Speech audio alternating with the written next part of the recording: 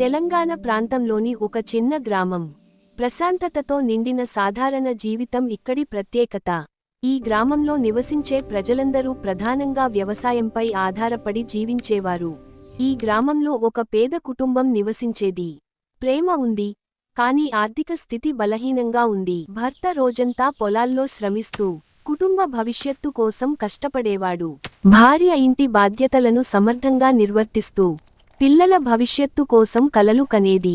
సాయంత్రం వేళ జీవితం, రేపటి రోజు గురించిన ఆలోచనలు మళ్లీ మొదలయ్యేవి. అప్పుడే ఆమె ఒక ఆలోచనను భర్తతో పంచుకుంది. స్వయంగా పనిచేసి ఆదాయం సంపాదించాలనే సంకల్పం. సంప్రదాయ రుచితో, ఓర్పుతో ఆమె ఇంటి వద్దే చిన్న పనిని ప్రారంభించింది. గ్రామ సంతలో ఆమె చేసిన పదార్థాలకు ప్రజల నుంచి గుర్తింపు లభించింది.